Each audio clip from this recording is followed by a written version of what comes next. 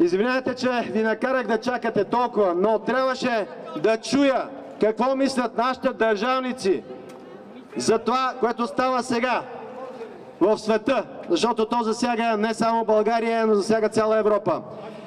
Това, което разбрах, това, което видях, ме изпълва с тревога. С тревогата, че българските държавници не са на тази висота, на която трябва да бъдат, за да защитят българските национални интереси.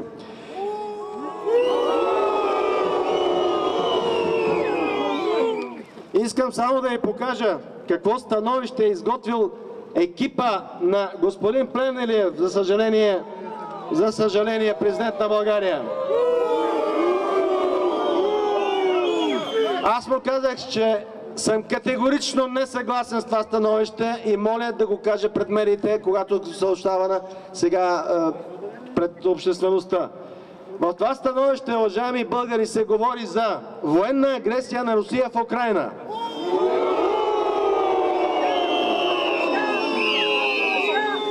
Изключителна спекулация, с която президента Плевнелиев иска да ни скара с нашия основен партньор Русия.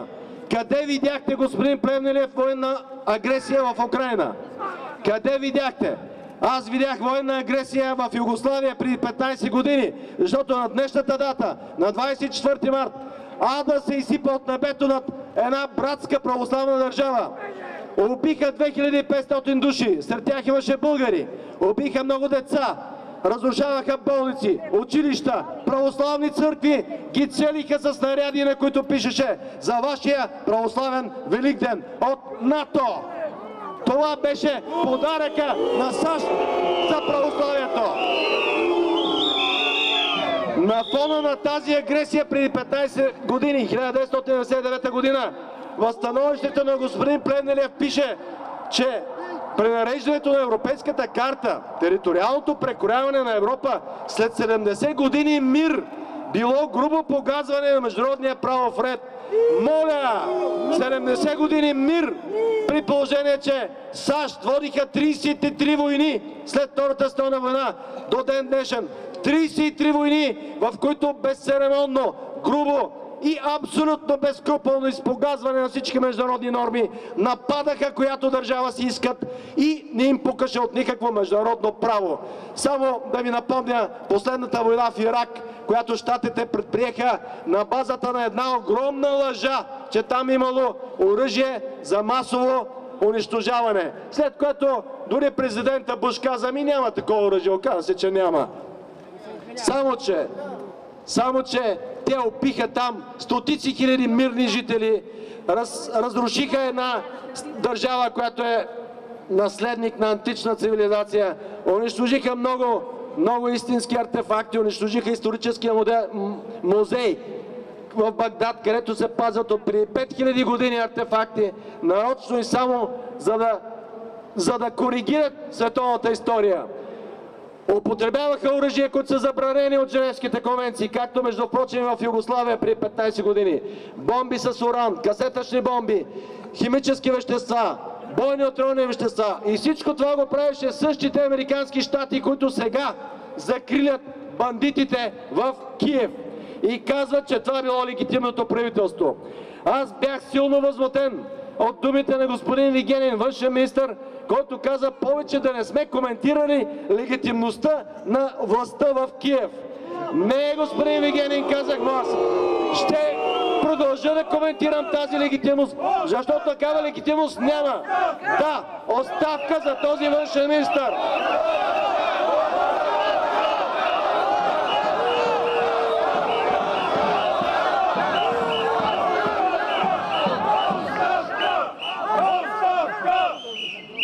В изказванията на министрите и вътрешния и външния аз видях една много силна тревожна тенденция да се приеме позицията на Вашингтон. Без никаква критика, без никакви обструкции, без никакво съобразяване с българските национални интереси, които диктуват, казвам го и съм категоричен в това, които диктуват България да не се кара с Русия, своята освободителка. Защото кръвожадното турско робство ни освободи не Англия, не Германия, не САЩ, а Русия. Братска Русия проливаше кръвта си за братята българи и това няма никога да го забравим. Така че сегашната позиция на българските министри, това, което чух, вътрешния и външния, е изключително опасна. И ние трябва да го кажем това. Трябва да кажем, че в България има една политическа сила, която категорично не е съгласна с шикалкавенето и с васалната позиция спрямо Вашингтон на българското правителство днес. Между другото, тази позиция не се различава по нищо от позицията на предишното правителство и аз не чух мнението на предишния министър-председател господин Борисов, който присъстваше на този консултативен съвет, но до момента на моето излизане аз не чух неговото мнение. Не чух мнението на Янаки Стоилов от БСП, нито на Лютви Местан от ДПС, както на председателя на парламента Миков, когото запитах лично: господин Миков, през май месец предстои посещение на председателя на Руската дума Сергей Наришкин. Вие ще го отмените ли?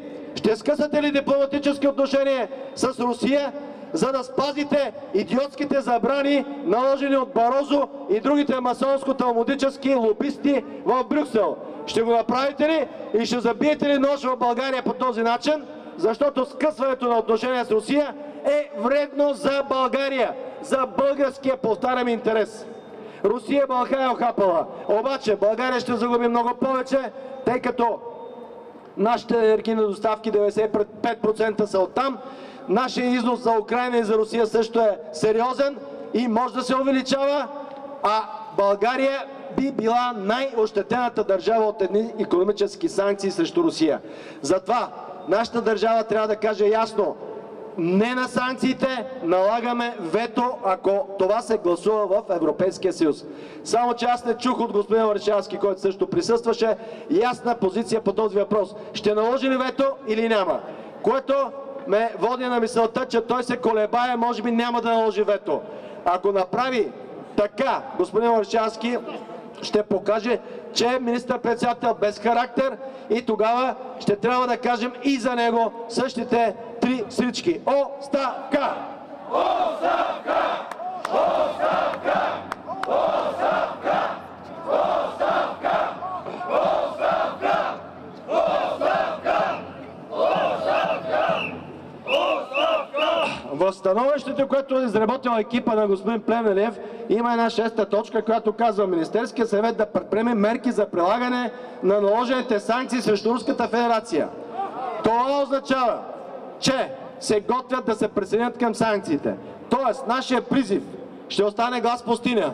Но аз мисля, че България не е пустиня. Аз мисля, че българският народ не са песачинки в пустиня българите, че те много добре разбират, че санкции срещу Русия означава санкции срещу България. Българите в своите 2/3, сочи социологията, макар че напоследък много срамежливо проучват тези въпроси. Социологията все пак се промъкват някои изследвания, които показват, че 2/3 от българския народ е против санкции срещу Русия. Така както българите в Крим, нашите колеги бяха там и го видяха с очите си и го чуха с ушите си. Българите в Крим категорично подкрепиха референдума за присъединяване към Руската федерация, защото казаха те, нашите братя сънародници: нас ни е страх от властта в Киев. Тази власт, която Вигенин легитимира със своето посещение и за която сега продължава да твърди, че тя е легитимна, защото Евросъюзът сключил с тях асоцииране, сътрудничество, договор за някакво асоцииране политическо с тази власт, което е груба грешка обаче според мен на Брюксел, и за тази грешка Брюксел ще понесе последици, защото държавите от Евросъюза също ще претърпят големи щети от своите санкции срещу Русия.